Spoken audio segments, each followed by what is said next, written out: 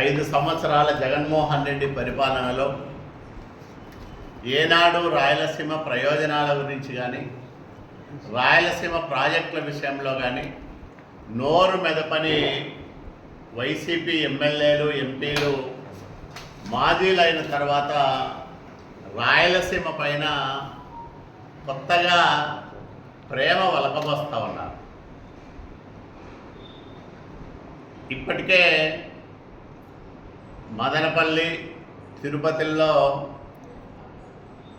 YCP నాయకులు Rayalaseema lift irrigation పైన రాయలసీమ ప్రాజెక్టుల పైన రౌండ్ టేబుల్ సమావేశాలు నిర్వహించి ఈరోజు అనంతపురంలో మరో సమావేశాన్ని ఏర్పాటు చేశారు. ఆ సమావేశంలో పాల్గొన్న వైసీపీ నాయకుల్లో మెజారిటీ 2019-24 మధ్యకాలంలో ప్రజాప్రతినిధులుగా పదవులు వెలగబెట్టిన వాళ్ళే ఉండడం విశేషం. 5 సంవత్సరాలు రాయలసీమ భవిష్యత్తుకు సమాధి కట్టిన వాళ్ళు, 5 ఏళ్ళు రాయలసీమ గొంతును తడిలేని గుడ్డతో కోయడానికి విశ్వప్రయత్నం చేసిన కసాయి మూక ఈరోజు రాయలసీమ పైన మొసలి కన్నీళ్లు గారుస్తూ ఉంది. వీళ్ళ సమావేశాలు చూస్తే ఇదే అనిపిస్తుంది ఎవరికైనా. అధికారంలో ఉన్నన్నాళ్ళు జగన్కు బానిసలుగా బతికి జగన్ను పల్లెత్తు మాట కూడా అనలేకుండా జగన్మోహన్ రెడ్డి దగ్గర రాయలసీమ గురించి ప్రస్తావనే చెయ్యలేని దద్దమ్మలు ఈరోజు రాయలసీమ ప్రయోజనాల గురించో రాయలసీమ నీటి ప్రాజెక్టుల గురించో మాట్లాడుతూ ఉన్నారంటే వాళ్ళకు అర్హత ఎక్కడి నుంచి వచ్చిందని నేను అడుగుతా ఉన్నాను. జరిగే హంద్రీనీవా పనులను ఆపేసింది జగన్మోహన్ రెడ్డి ప్రభుత్వం కాదా? అప్పుడు మీరందరూ ఎమ్మెల్యేలుగా ఎంపీలుగా ఉన్నారు కదా. జరుగుతున్న పనులను నిలిపేస్తే ఎందుకు ఆపేశావు జగన్మోహన్ రెడ్డి అని ఎప్పుడైనా అసెంబ్లీలో అడిగారా?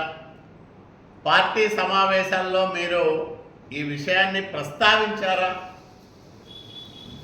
చంద్రబాబు నాయుడు గారు 2017లో తన జన్మదినం సందర్భంగా ఏప్రిల్ 20వ తేదీ పామిడికి వచ్చి 1000 కోట్ల రూపాయల జీవోని తెచ్చి హంద్రీనీవా విస్తరణ పనులు ప్రారంభం చేస్తే 19లో మా ప్రభుత్వం దిగిపోయే నాటికి దాదాపు 35-37% పనులు జరిగి ఉంటే మిగతా పనులను పూర్తి చేయాల్సిన బాధ్యత ఉన్న జగన్మోహన్ రెడ్డి ప్రభుత్వం వాటిని ఎందుకు అర్ధాంతరంగా ఆపేసిందని నేను అడుగుతా ఉన్నాను. దాంతోపాటు 6000 క్యూసెక్కులకు పెంచుతామని ఒక చెత్త పేపర్ ఇచ్చి 5 ఏళ్ళు ₹1 కూడా ఖర్చు పెట్టకొని అసమర్థులు మీరు కాదా వైసీపీ ఎమ్మెల్యేలు ఎంపీలుగా పనిచేసిన వ్యక్తులారా అని నేను అడుగుతా ఉన్నాను. మీకు ఈరోజు అనంతపురం జిల్లా గురించో రాయలసీమ గురించో మాట్లాడే హక్కు అర్హత ఎక్కడి నుంచి వస్తుంది? మీరు పదవులు వెలగబెట్టిన కాలంలో రాయలసీమకు తీరని చరిత్రలో ఎప్పుడూ జరగనంత అన్యాయం జరిగింది. మరి ఆ రోజు ఏమీ చేతగాని దద్దమ్మల్లాగా ఉన్న మీరు ఈరోజు రాయలసీమ హక్కుల గురించి మాట్లాడితే జనం విశ్వసిస్తారా మిమ్మల్ని? ఉండే మర్యాద పోగొట్టుకోవడం కాదా? మేము ఒకటే అడుగుతా ఉన్నాం. ఏదో రాయలసీమ లిఫ్ట్ ఇరిగేషన్ ప్రాజెక్ట్ని చంద్రబాబు నాయుడు గారు వచ్చి ఆపేసినారు అని వీళ్ళు ప్రధానంగా అభియోగం చేస్తూ ఉన్నారు. 2021లోనే ఈ ప్రాజెక్టు ఆగిపోయింది. అసలు ప్రాజెక్టు ప్రారంభమే కాలేదని స్వయంగా జగన్మోహన్ రెడ్డి ప్రభుత్వమే అఫిడవిట్ దాఖలు చేసింది. మేము రాయలసీమ లిఫ్ట్ ఇరిగేషన్ను ప్రారంభం చేయలేదు. ఆ ప్రాజెక్టుకి సంబంధించి సమగ్ర ప్రణాళిక రూపకల్పనలో భాగంగా కొన్ని పనులను చేస్తున్నాము. ఇది ప్రాథమిక ఏర్పాట్లు మాత్రమే, ఈ పథకం నిర్మాణ పనులు కాదు అని నేషనల్ గ్రీన్ ట్రిబ్యునల్కి వీళ్ళు అఫిడవిట్ సమర్పిస్తే 2021లోనే నేషనల్ గ్రీన్ ట్రిబ్యునల్ ఇచ్చిన తీర్పు ప్రతిలో స్పష్టంగా చెప్పింది. ఏమని అంటే, the state of Andhra Pradesh directed not to proceed with any work on ground on the guys of preparation of DPR for the Rayalaseema lift irrigation project అని. ఈ గైజ్ ఆఫ్ అంటే మీరు సమగ్ర ప్రణాళిక రూపకల్పన ముసుగులో, గైజ్ ముసుగులో ఎలాంటి కార్యక్రమాలు చేయడానికి వీలు లేదు అని స్పష్టమైన ఆదేశాలు ఎన్జిటి ఇచ్చిన మాట వాస్తవమా కాదా? వైసీపీ నాయకులారా మీరు సమాధానం చెప్పమని నేను అడుగుతా ఉన్నా. దీనికి ఇది నేషనల్ గ్రీన్ ట్రిబ్యునల్ ఇచ్చిన తీర్పు 21లో. మరి 21 నుంచి 24 వరకు మీరే ఉన్నారు కదా, ఎందుకు అనుమతులు తెచ్చుకోలేదు? ఆ రోజు కేంద్ర ప్రభుత్వంతో అంటగాగారు కదా, అయిన దానికి కాందానికి కేంద్ర ప్రభుత్వానికి మద్దతు ఇచ్చారు కదా, మీ సహకారంతోనే కేంద్రంలో అన్ని బిల్లులు పాస్ అయ్యాయి కదా. మరి దీనికి ఎందుకు రాయలసీమ లిఫ్ట్ ఇరిగేషన్ ప్రాజెక్టుకు మీరు కేంద్రం నుంచి అనుమతులు తెచ్చుకోలేదు? ఇది స్పష్టంగా ఉంది దీంట్లో.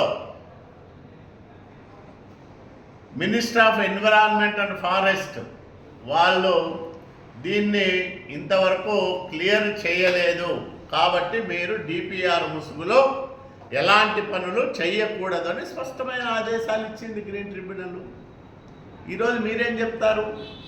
21లో ఆగిపోయిన ప్రాజెక్టును 24లో అధికారంలోకి వచ్చిన చంద్రబాబు నాయుడు గారు ఎట్లా ఆపేస్తారు? పనులు జరుగుతూ ఉంటేనే కదా ఆపడానికి. ఆగిపోయిన ప్రాజెక్టును మళ్ళా ఆపే వ్యవహారం ఎక్కడి నుంచి వస్తుంది? ఎట్లా ఆపగలరు? రాయలసీమ లిఫ్ట్ గురించి గొంతుగించుకుంటున్న అనంతపురం నాయకులు నేను అడుగుతా ఉన్నాను. అనంతపురానికి ఆయువు పట్టైన హంద్రీనివా పనులు ఆగిపోతే నువ్వు మాట్లాడలేదు. యాడో రాయలసీమ లిఫ్ట్ ఇరిగేషన్ నుంచి అనంతపురం జిల్లాకు వచ్చే ప్రయోజనం ఏమి లేదు నేరుగా ప్రత్యక్షంగా. అదేదో అక్కడ పోయే ప్రాజెక్టు. నువ్వు ముచ్చుమర్రిని 17 పంపులను ఆ రోజు చంద్రబాబు నాయుడు గారు జాతికి అంకితం చేశారు. ఎలాంటి వివాదాలు లేకుండా మల్యాల నుంచి నీళ్లు తెచ్చుకునే అవకాశం లేనప్పుడు 790 అడుగుల లోతు ఉన్నప్పటికి కూడా, నీళ్లు ఆ స్టేజ్లో ఉన్నప్పటికి కూడా నీళ్లు తెచ్చుకునే వెసులుబాటు ఉన్న అద్భుతమైన ప్రాజెక్టు ముచ్చుమర్రి పంపుల నుంచి ఇటు అంద్రినీవాకు అటు కేసీ కెనాల్కి నీళ్లు తీసిపోయే అవకాశాలు ఉన్నాయి. మరి ఆ ప్రాజెక్టును మీరు ముందుకు తీసుకెళ్ళకోకుండా, దాన్ని విస్తరించుకోకుండా రాయలసీమ లిఫ్ట్ పేరుతో వందల వేల కోట్ల రూపాయలు దోచేసుకోవడానికి ఏదో పన్నాగం పన్ని, అది నేషనల్ గ్రీన్ ట్రిబ్యునల్ ఉత్తర్వులు ఇస్తే పనులు ఆగిపోతే దాన్ని చంద్రబాబు నాయుడు గారు నెత్తిన రుద్దాలని ఎందుకు కుట్రలు పడుతూ ఉన్నారు వైసీపీ నాయకులారా? ఎప్పుడో చంద్రబాబు నాయుడు గారు అధికార పగ్గాలు చేపట్టక ముందే 3 సంవత్సరాల కిందటే ఆగిపోయిన ప్రాజెక్టును 3 ఏళ్ల తర్వాత వచ్చిన చంద్రబాబు నాయుడు గారు ఎట్లా ఆపగలరు? దీనికి మీ దగ్గర ఉన్న సమాధానం ఏమిటి? మీరు జవాబు చెప్పండి. ఊరికే ప్రజలకు ఏదో కాకమ్మ కథలు చెప్పి కళ్ళబొల్లి కబుర్లతో ప్రజల్ని మాయ చేసి రాయలసీమ హక్కులను మేమేదో కాపాడతామని తగుదలమ్మ అని బయలుదేరితే మీ వల్ల ఏ ప్రయోజనం? రాయలసీమకు ఏమన్నా ఉపయోగం జరిగిందా? అనంతపురం జిల్లాకు జరిగిందా? మా జీడిపల్లి భైరవాంతిప ప్రాజెక్టు పనులు ఆపేస్తే మిమ్మల్ని రైతులు క్షమిస్తారా? జీడిపల్లి పేరూరు ప్రాజెక్టు పనులు ఆపేస్తే ఉరవకొండ నియోజకవర్గంలో 50,000 ఎకరాలకు నీళ్ళు ఇచ్చే బిందు సేద్యం ప్రాజెక్టును పక్కన పెడతారే. అట్లాగే 36 ప్యాకేజీ ఏబిసి దాదాపు 86-87 ఎకరాల ఆయకట్టుకు సాగునీళ్ళు ఇచ్చే 36 ప్యాకేజీని పక్కన పెడతారే. మరి ఇన్ని నేరాలు ఘోరాలు చేసి ఇంత అన్యాయం రాయలసీమకు అనంతపురం జిల్లాకు చేసి ఈరోజు మీరు కూడా నీళ్ళ గురించి ప్రాజెక్టుల గురించి మాట్లాడితే ఎట్లా వైసీపీ నాయకులారా అని నేను అడుగుతా ఉన్నాను. మీరు అధికారంలోకి వచ్చినారు 19-24 మధ్య, మేము 14-19 మధ్య మేము ప్రభుత్వాన్ని నడిపినాము. రాయలసీమ ప్రాజెక్టులకు 12,000 కోట్లు ఖర్చు పెట్టాము. తర్వాత ఈ 20 నెలల కాలంలో 8,000 కోట్లు ఖర్చు పెట్టాము. అంటే మేము 6.5 సంవత్సరాల కాలంలో రాయలసీమ ప్రాజెక్టుల పైన 20,000 కోట్ల రూపాయలు ఖర్చు పెట్టాం. అంటే 12,000 8,000, ఈ 20 నెలల్లో 8,000 కోట్లు, అంతకుముందు 5 ఏళ్లలో 12,000 కోట్లు, రెండు కలుపుకుంటే 20,000 కోట్లు ఖర్చు పెట్టాము. మీరు 5 ఏళ్లలో ఎంత ఖర్చు పెట్టారు? 2,000 కోట్లు ఖర్చు పెట్టారు, 2,100 కోట్లు ఖర్చు పెట్టారు. అసలు హంద్రీనీవా విస్తరణ పనులు ఆపేసి కనీసం కరెంటు బిల్లు కూడా కట్టుకోకుండా 360 కోట్ల రూపాయల బకాయిలు మేము వచ్చేటప్పటికి కరెంటు బకాయిలు, కరెంటు బిల్లులు కూడా కట్టలేని దుర్మార్గులు కాదా మీరు?